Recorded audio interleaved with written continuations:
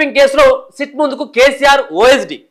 ఇక ఇది సీరియల్ మొగిలి రేకులు పూత రేకులు అన్నటువంటి సీరియల్ ఉన్నాయి కదా, ఆ సీరియల్ కంటే ఇంకా అదైనా కొంత ఇంకా పాసడం జరుగుతూ ఉంటుంది. కానీ ఇది స్లో మోషన్లో కదలట్లేదు, అసలే స్లో మోషన్లో అట్లే ఆగుతూ ఉన్నది. ప్రభుత్వం వచ్చిన తర్వాత మొదటిసారి విచారణ చేపట్టింది. ఇక ఓఎస్డీ అని ఒకసారి ప్రభాకర్ రావు ఇంకా అమెరికా నుంచి రాలేదని ఓసారి వాడు భుజంగరావు అని కథ అయిపోయింది. ఇంకా మిగతా ఇంకా పేరు ఏదో ఉండే కదా, వీళ్ళందరికి సంబంధించినటువంటి ఒక్కొక్కరు విచారించుకుంటూ వచ్చింది. మొన్ననే అక్కడ ఉన్నటువంటి రాధాకిషన్ రావు అనుకుంటా, రాధాకిషన్ రావు ఆయన స్పష్టంగా చెప్పేసాడు, ఇదంతా కూడా సీఎంఓ ఆఫీస్ నుంచి మాకు ఆదేశాలు వచ్చినాయి, మేము వాటిని అమలు చేసినాం అనేది. మరి ఇంకా ఎన్ని రోజులు సాగదీస్తారు? జడ్జిల ఫోన్ల కానించి ట్యాప్ చేస్తారు దుర్మార్గులు. ఒక్క నెల లోపడేసినా ఇప్పుడు వాడు ఇంకా ఉన్నటువంటి మన ప్రభాకర్ రావు దీనికి ఎస్ఐబి మాజీ చీఫ్గా పనిచేసినట్టు, ఎస్ఐ చీఫ్గా పనిచేసినప్పుడు, ఇప్పుడు మాజీ అప్పుడు చీఫ్గా పనిచేసినటువంటి ఈ ప్రభాకర్ రావు అమెరికాలో తలదాచుకుంటే గొర్ర గుంజుకొచ్చి అయిపోయింది. కానీ ఎక్కడైనా నోరిప్పుతాడంటే నోరిప్పు లేదు, టిఫిన్ దాంట్లో షాయల దాంట్లో అక్కడ కూసోబెడతాను తోలుతాను. ఏంటంటే ఇప్పుడు ఆయనను అదుపులోకి తీసుకోవద్దు అన్నటువంటిది ఒకటి కోర్టు నుంచి ఆ ముందస్తు బెయిల్ తీసుకొచ్చుకున్నాడు, ఆయన అరెస్టు చేయొద్దు అని చెప్పేసి. ఇది మరి ఇట్లా ఉన్నాక ఇక ఏడ ముందుకు సాగుతుంది చూడాలి, మరి ఏం జరగబోతామని. ఫోన్ ట్యాపింగ్ కేసులో సిట్ ముందుకు కేసీఆర్ ఓఎస్డీ, రాజశేఖర్ రెడ్డిని ప్రశ్నించిన అధికారులు, ప్రభాకర్ రావు రాధాకిషన్ రావు నియామకాలపై ఎంక్వైరీ, సర్వీసు ముగిసినా ఎందుకు నియమించాల్సి వచ్చిందనే దానిపైన ఆరా, జీవోను ముందు పెట్టి 2 గంటల పాటు విచారణ, స్టేట్మెంట్ రికార్డు చేసిన సిట్టు. సో వీళ్ళ విచారణ అయిపోయింది. ప్రభాకర్ రావు అండ్ రాధాకిషన్ రావు వాళ్ళు ఆల్రెడీ సగం ముసల్తానానికి వచ్చిండ్రు, 65-70 పింఛన్ తీసుకున్నటువంటి ఏజ్కి వచ్చిండ్రు. వాళ్ళు రిటైర్మెంట్ అయిపోయిన తర్వాత వాళ్ళిద్దరిని కూడా ఇద్దరు ఎల్వాయిలను తీసుకుని వచ్చిండ్రు. అగ్రకులాలకు సంబంధించినటువంటి వ్యక్తిని కేసీఆర్ ముంగడ పెట్టుకున్నారు, ఎందుకంటే వాళ్ళ కులపొలు కదా ఇక అంతా సహకరిస్తారన్నటువంటి ఉద్దేశంతో వాళ్ళిద్దరిని తీసుకొచ్చి ఆడబెట్టిండు. పెట్టిన తర్వాత మొత్తం అంతా కూడా ఆగమాగం. ఎవరైతే ప్రతిపక్ష పార్టీలకు సంబంధించినటువంటి నేతలతో పాటు అలాగే వాళ్ళు ఏదైతే మాట్లాడుకుంటా ఉన్నారో ఫోన్లలో ఏదైతే వాళ్ళు మాట్లాడుకుంటా ఉన్నారో వీళ్ళంతా దొంగచాటుగా వినడం, వాళ్ళని టార్గెట్ చేయడం, అంతేకాకుండా రియల్ ఎస్టేట్ వ్యాపారులను బెదిరించడం. ఫోన్ ట్యాపింగ్ కేసులో కీలక పరిణామం చోటు చేసుకున్నది. మాజీ సీఎం కేసీఆర్ పర్సనల్ ఓఎస్డీగా పనిచేసిన రాజశేఖర్ రెడ్డిని గురువారం సిట్ విచారించింది. జూబ్లీహిల్స్ పోలీస్ స్టేషన్లో ఏసీపీ ఆఫీసులో జాయింట్ సిపి ఆధ్వర్యంలో సిట్ అధికారులు ఆయన ప్రశ్నించారు. ఉదయం 11 గంటల నుంచి దాదాపు 2 గంటల పాటు విచారించి స్టేట్మెంట్ రికార్డు చేసిండ్రు.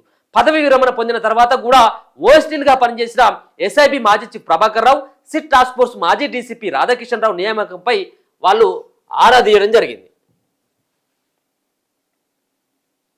కేసీఆర్ సీఎంగా ఉన్న టైంలో officer on special duty OSD నియామకాలకు సంబంధించిన అడ్మినిస్ట్రేషన్ వ్యవహారాలు మొత్తం రాజశేఖర్ రెడ్డి చూసుకునేవారని సిట్ అధికారులు గుర్తించారు.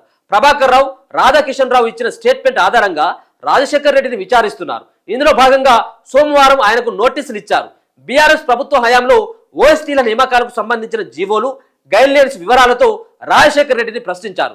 సాధారణంగా ఫోన్ ట్యాపింగ్ చేసేందుకు ఐజీ స్థాయి లేదా ఆ పై అధికారి మాత్రమే అధికారం ఉంటుంది.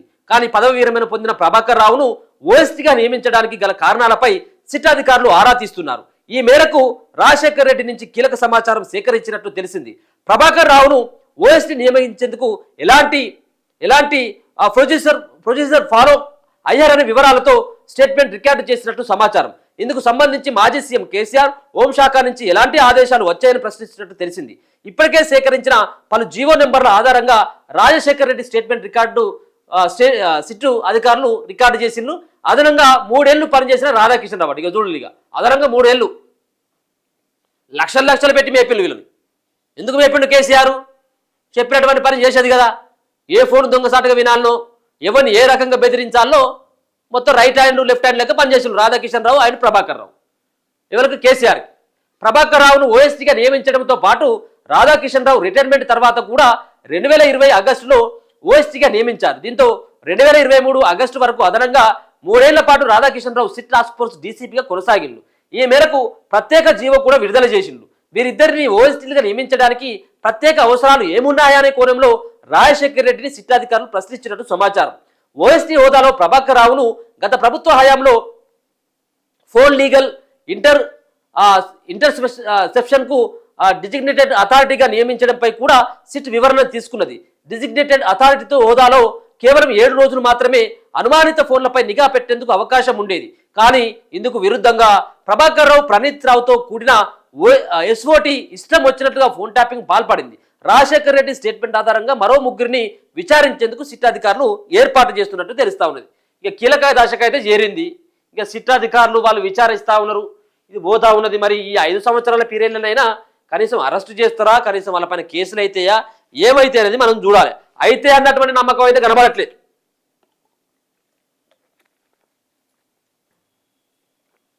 ఈ ఫోన్ ట్యాపింగ్ ఇప్పుడు కేసీఆర్నో, కేటీఆర్నో, లేకపోతే ప్రభాకర్ రావునో, రాధాకిషన్ రావునో ఎవరు కూడా తప్పు చేయకపోతే వాళ్ళు నిర్దోషులే. తప్పు చేసిండ్రు అని చెప్పేసి నిరూపితమవుతా ఉన్నది.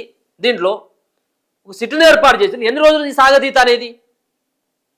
ఇప్పుడు ఇది మామూలుది కాదు కదా. ఫోన్ ట్యాపింగ్ అంటే ఇది ఇది ఒక దేశ విద్రోహ చర్య ఇదంతా కూడా. ఎందుకంటే ఎవరి నుంచి ఎవరైనా మాట్లాడుకుంటారు, భార్యాభర్తలు మాట్లాడుకుంటారు, లేకపోయినట్టు ఉంటే ప్రతిపక్షాలు మాట్లాడుకుంటూ ఉంటారు, నాయకులు మాట్లాడుకుంటారు, లీడర్లు మాట్లాడుకుంటూ ఉంటారు. ఎవరెవరు ఫోన్ అంటే పర్సనల్. ఒకవేళ కనుక మీరు ఎప్పుడు ఫోన్ ట్యాపింగ్ చేయాలి?